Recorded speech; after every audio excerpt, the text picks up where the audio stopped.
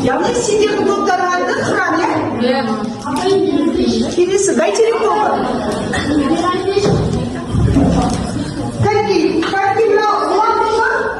Біздің топтың аты ұлан, және де отан сүйер ұлан бол. Тамаша, тамашасыз. Ал бәйтерек тобы. біздің топ бәйтерек. Махамбет бәйтеректе биік бол. Жақсы, бәйтеректе биік болайық.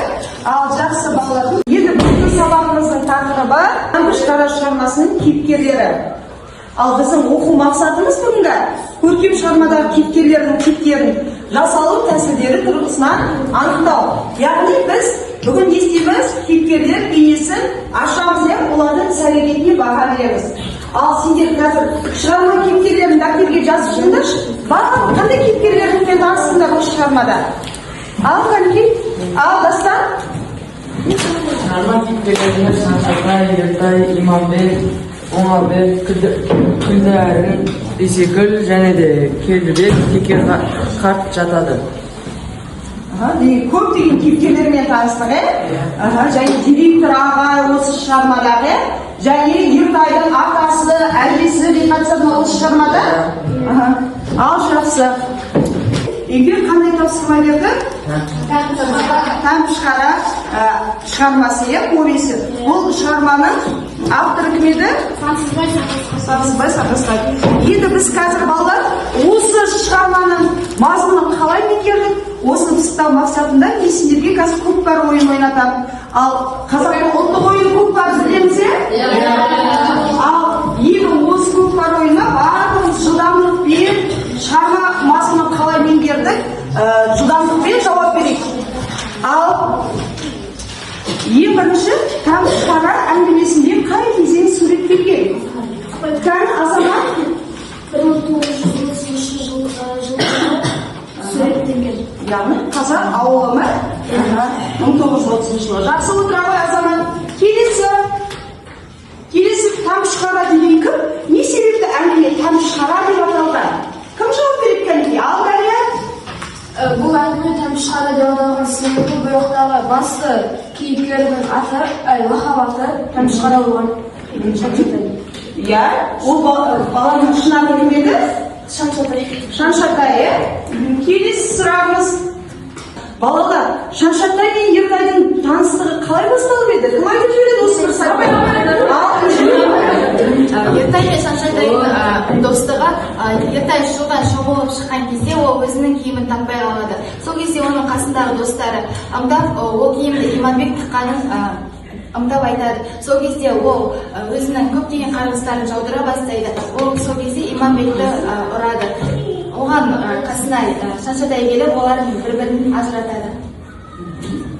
Осыдан бастап? Олардың қолдары айырылмастай достыққа айналды. Бірі танысып, осыдан бастап екеуі айырылмастай дос болды ма? Жақсы отырады. Енді келесі сұрағымыз балалар. Неше бөлімнен тұрады балалар? Дарияға жүрші. Ең біріншісі танысу, екіншісі тілеп алған азап, үшіншісі әзілме шындық бар, төртіншісі өкініш, бесіншісі теке хат, алтыншысы не болды, жетіншісі бұдан кейінгі күндерді, сегізіншісі ойлаған жерден, тоғызыншысы ішкін қалғанда. Ойламаған жерде, ал жақсы. Шаңшатайдың басқа балалардың айырмашылығы қандай? Айырмашылығын байқаттыңдар ма осы кейіпкердің? Шаңшатайдың ең басқа балалардың айырмашылығы ол өз ісіне ұқыпты және бауырмашыл, достарына адал, ол достарын еңбек етуге үйретті. Жақсы, тамаша отырамын. Не себепті басында Шаңшатайды ұнатпай қалды? Осы бір не себебі Ертай Бейсенкүлдің газетке шығармақшы болды. Сол кезде Шаңшатай оны тоқтатып, Ертай, сен Бейсенкүлдің газетке шығарма, ол өте білімді әрі еңбекқор қыз дейді. Сол кезде Ертай Шаңшатайдың сөзін ұнатпай, жақтыртпай қалады. тағы да сен өзі мақтаншақсың ба деді. Осы деген қалды. Ол жақтырмай қалды. Жақтырмай, өкпелеп қалған екен, иә? Өкпелеп қалған екен. Жақсы. Әрі қарай. Шаншатай балаларды еңбек етуге қалай үйретті? Алға сақтыра қойшы. Шаншатай балаларды қырманға апарып, қалқушыларға бос уақытында көмектесуге үйретті. Ал бала, Ертайдың салған суреті Октябрь балалары газетіне шықты ма? Ертайдың салған суреті Октябрь балалар газетіне шықты. Және оны көру үшін балалар Теке қарттың үйіне барып, соны көрді. Және балалар Ертайды құттықтады. Қандай балаларға арналған газеттерді балалар басылымдарын білесіңдер? Осы Октябрь балалары деген газет қазір қалай аталады екен? Сіздер қандай балаларға арналған газет оқисыздар ма? Білесіңдер ме? Алан деген газетті білемін. Және тағы да қандай газеттер бар? Алтын шырақ. Осы біздің Октябрь балалары қазір қалай аталады екен? Шаншатайдың осы басты кейіпкер Шаншатайдың басқа балалардан айырмашылығы қандай екен? Балалар, Шаншатайдың ал Бекасыл? Қазір. Bizim bağlam ақылды болып, ауылда газет шығарып, көп заттарды үйретті. Басталды, немен аяқталды балалар? Оқиға немен басталды еді? Ал Нұрдәулет? Оқиға Шаншатайдың ауылға келуімен жүріп, ауыл балалармен танысуымен басталды. Ал оқиға ең соңында немен аяқталды? Кәмекеш? Саня, оқиға немен аяқталды? Ертайдың салған суреттерінің Октябрь балалары газетіне шығуымен оқиға аяқталады. Оқиға аяқталған еді. Адай күйіне қосылса, сүйікті сатын жасап жіберейік.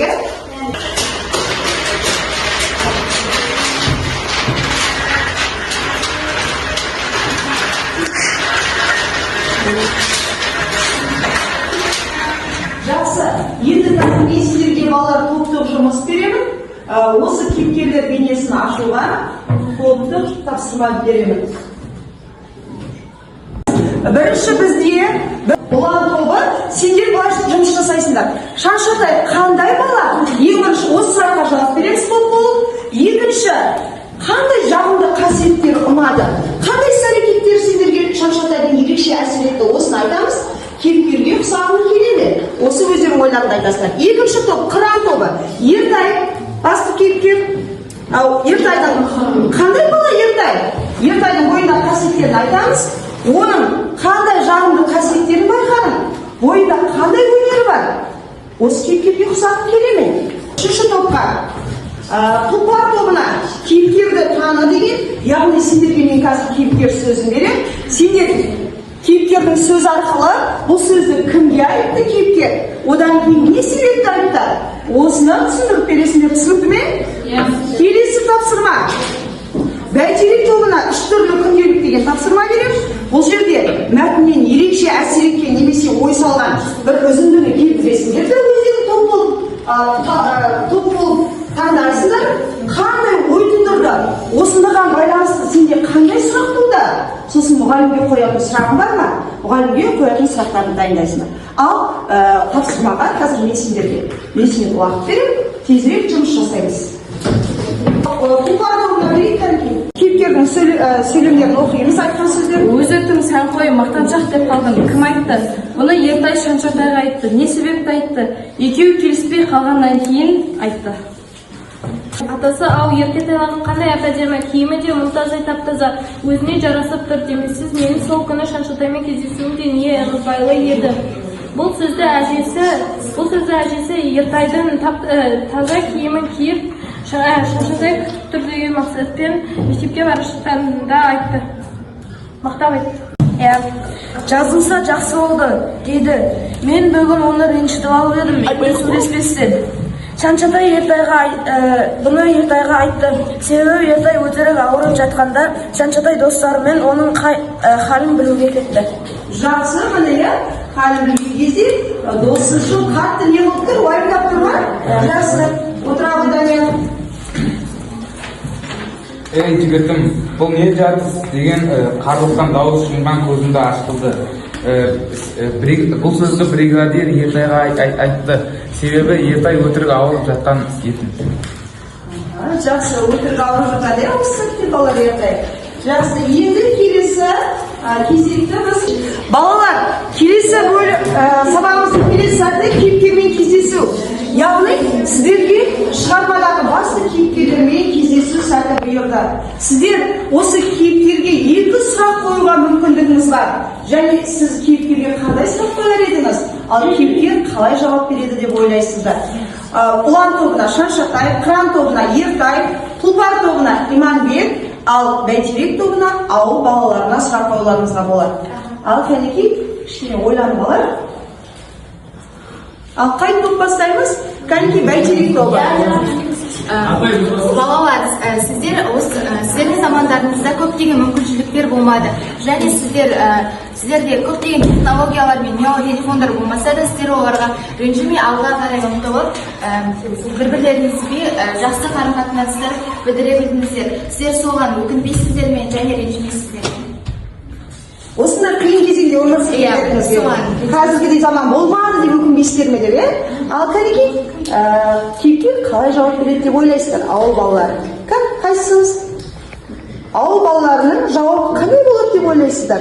Ал інжу сіз өзіңіз қалай жауап береді деп ойлайсыз? Менің ойымша олар жоқ, қиыншылық заманда өмір сүргенімізге еш өкінбейміз. Себебі біздің заманымызда көптеген мүмкіншіліктер болмаса да, біз алға қарай ұмтылып, бір-бірімізбен бауырмашыл әрі тату-тәтті өмір сүре білдік. Біздің отанға деген патриоттығымыз ерекше болды. Және біз отан сүйе білдік. Және осының да еңбекқорлықтың арқасында бәрі мақсаттарыңызға жеттіңіздер, жақсы. Енді келесі топқа. Тағы да Шаншатай директі жерде ауызға ілгенім.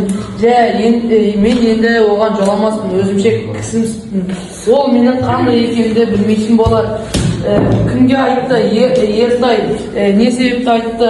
Ертай мен Шаншатай араздасып қалған кезде айтқан. Тамшықара повесінің өзіме ұнаған кейіпкерге диалог құру. Ұлан тобы Шаншатаймен, Қыран тобы Ертаймен, Тұлпар тобы Иманбекпен, Бәйтерек тобы ауыл балаларымен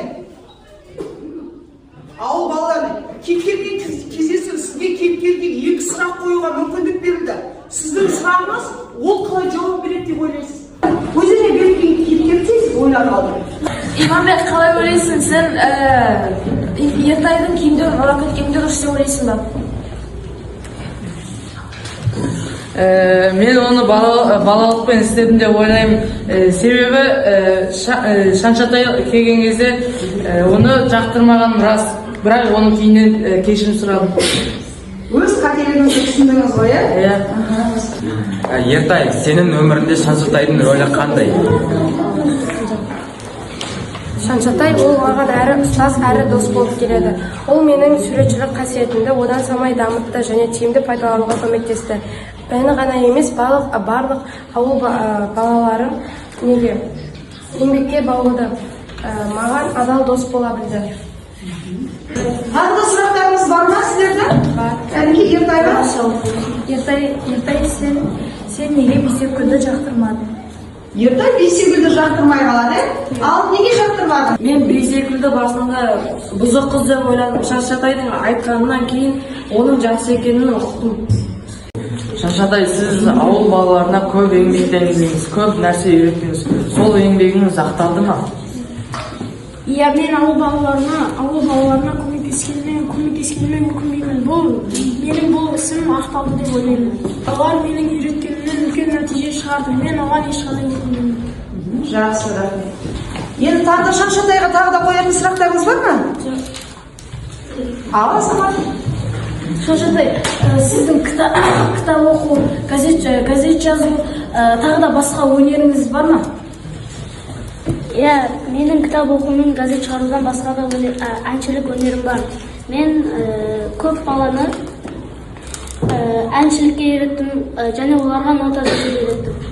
Дұрыс айтады, Шаншатай балаларды ән айтуға үйреткен екен. Олар қырман басына қалай барды? Сапқа тұрып ән айтып барады. Жақсы. Балалар енді кейіпкерлер бейнесі бойынша топтар бір-бірімізді бағалап жіберген. Ал Қыран тобы Мен бәйтерек тобына жоғары баға беремін. Себебі олар өзіне берген тапсырманы жақсы орындап шықты және топтағылардың бәрі біреу қалмай сөйлеп шықты. Бірге белсенді сабаққа қатысып отырды. Ұлан тобы қандай тобы? Ұлан тобы Шаншатай кейіпкерін алды. Олар Шаншатайды жақсы іс-әрекеттерін, мінезін, қасиеттерін бүгін жақсы айтып шықты. Жақсы айтып шықты, кейіпкердің бейнесін жақсы аша білді, жақсы. Келесі. Тұлпар тобын бағалап жүріңдер. Мен тұлпар тобын жақсы бағалаймын. Себебі олар имамбектің бейнесін жақсы ашты және де сабаққа белсене қатысты. Мен Қыран тобын өте жақсы бағамен бағалаймын. Себебі олар Ертайдың бейнесін жақсы аша білді. Ойдай ерекше қасиеттерді көрсете білді. Автор шығармашылығының мен үшін маңызы қандай екен? Және айта қойшы тұрабы? Бұл шығарма бізге еңбекқор болуды, білімге құштар болуды және де үлкендерге көмектесіп оларды сыйлауды, әдептілікке және достарға адал болуға, тәкаппарланбауға үйретеді. Сендер оқырмансыңдар, оқырман ретінде автордың шығармашылығын насихаттауға сендер қандай үлес қосар едіңдер? Мен оған осындай мысалы осы шығарма туралы мультфильм олар түсіруге немесе аудиокітаптар жазуына үлес қосады. Ал балалар енді бүгінгі сабаққа кері байланыс беріп жіберейік. Яғни білім тақырып бойынша алған ақпараттың, яғни Сансызбай Сарғасбаевтың Қабіш Қара шығармасы одан кейіпкерлер бойынша сендер қандай жаңа ақпарат алыңдар, не үйрендіңдер? Кәдімгі кім айтып жібереді? Бәріміз өз ойымызды еркін айтып жіберсек.